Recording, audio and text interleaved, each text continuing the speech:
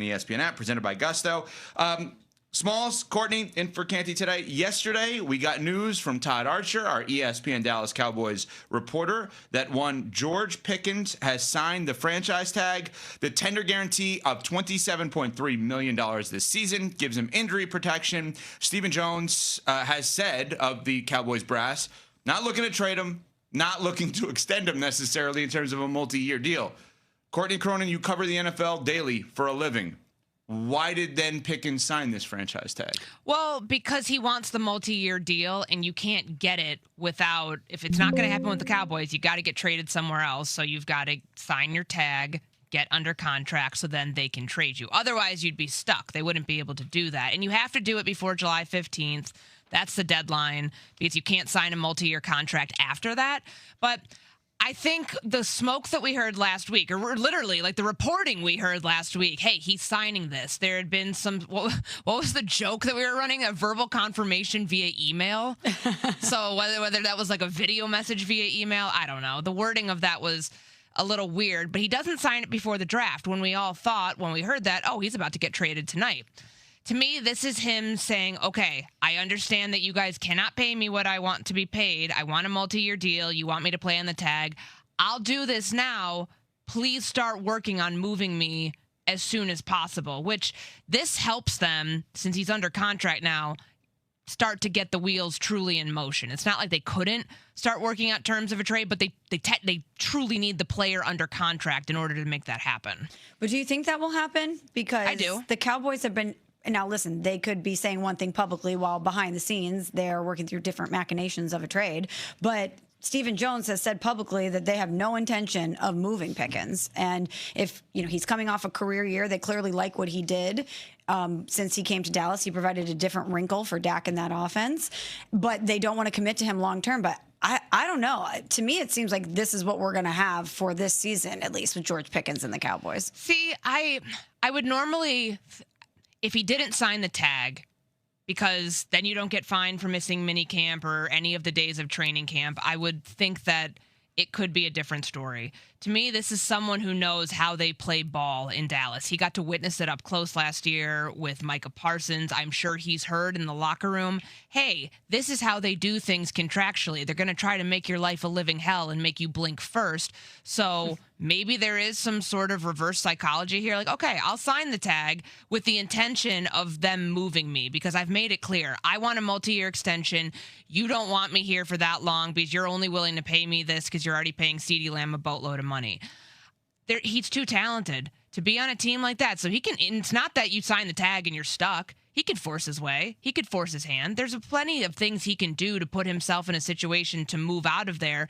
I like the timeline here. The fact that he did that on April 29th gives them a runway of how they can negotiate this thing to get him somewhere else and to get a player back in return and some assets to start building on 2027, because they had a great draft. They had one of the better drafts of any team in the NFL, and I think that they look at that and say, there could be something here to help us continue down that path by moving a player who's very valuable and would be providing immense value to any offense that's out there.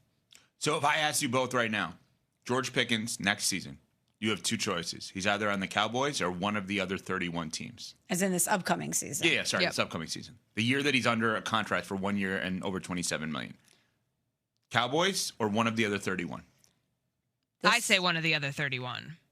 And this may be short-sighted of me, but I'm going to believe the Dallas Cowboys. I'm going to believe Stephen Jones when he says we have no intention of moving him. I'm going to believe Jerry Jones when he says we have long-term plans for him. So I'm going to say the Dallas Cowboys. Long-term plans, but they won't give him a long-term contract. But this is what Jerry does. He always makes these type of things with star players, the contracts and the negotiations, as difficult as possible. He always loves to drag things out. And again, maybe I'm foolish for believing him, but in this particular set of circumstances, I think George Pickens for this year will be a Dallas Cowboy. So, Courtney, if it's one of the other 31, why did they do it now versus why did they not agree to it on draft day like we thought so they could get ammo for this year's team? No, it's a great question, because you would think the best time to trade him would have been during the draft, to where they could have gotten capital back to use right away. I think there was something that fell through, because the fact that he was going to sign it, specific to last Thursday, 1 week ago today, we hear, hey, he's intending to sign it. He gave a verbal confirmation via email, or his agent did. Something fell through, but that doesn't mean that to me, that just means there is strong interest. Maybe it was just the terms of it didn't come to fruition then. Maybe now that the draft has settled, teams realize where their holes are, realize where they need to make a significant upgrade. Because let's be honest, outside of Jordan Tyson, Mekhi Lemon, Casey Concepcion, which I know Browns fans were not happy about that pick, like, this receiver class isn't great. This receiver class in the draft was not what it's been billed to be in years past.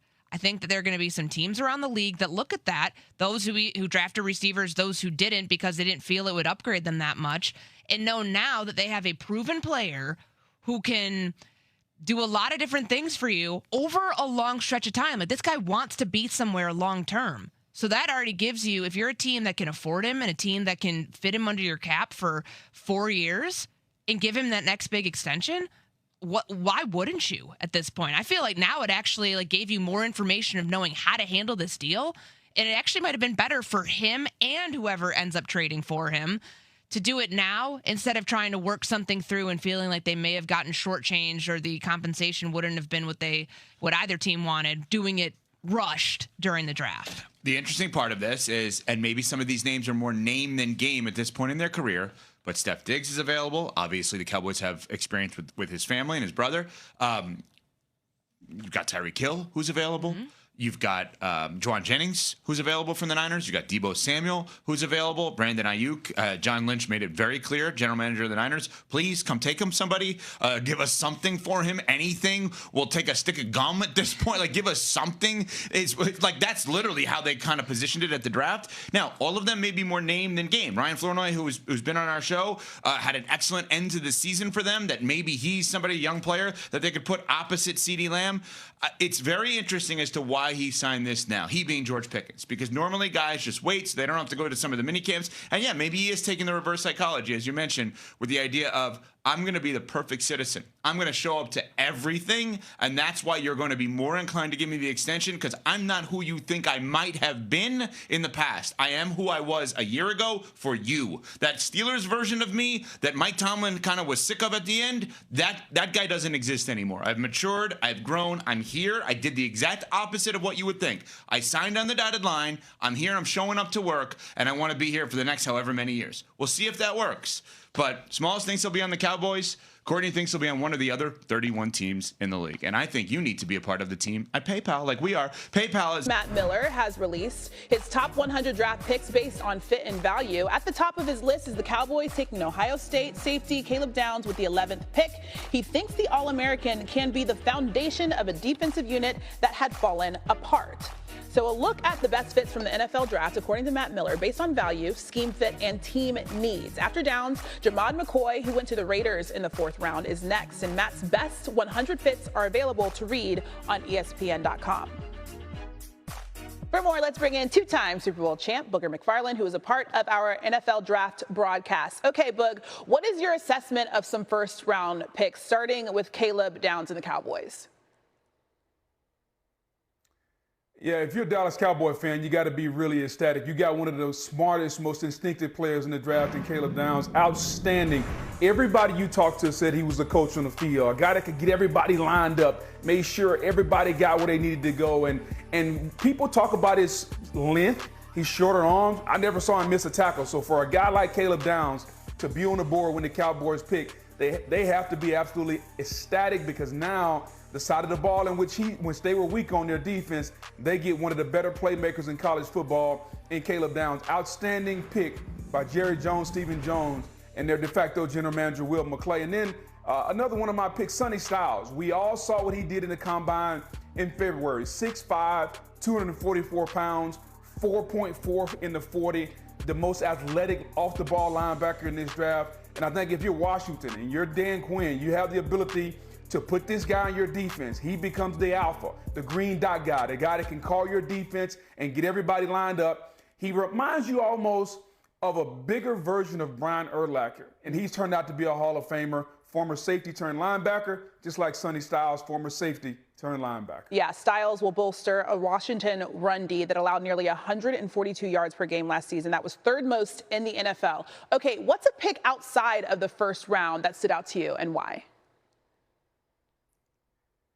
And you know what's amazing is as soon as they said this pick, I thought of a player and everybody's going to recognize. For me, the pick was Jacob Rodriguez, linebacker out of Texas Tech.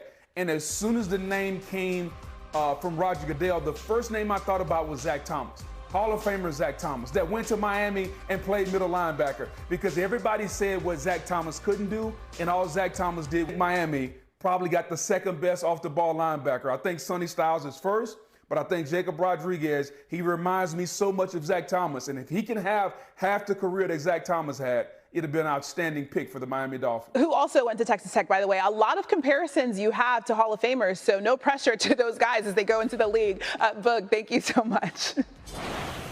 This just into SportsCenter. Cowboys receiver George Pickens has officially signed his franchise tender, guaranteeing him about $27 million. He had a career year last season, but the team said it would not negotiate a long-term deal with him. Coming up,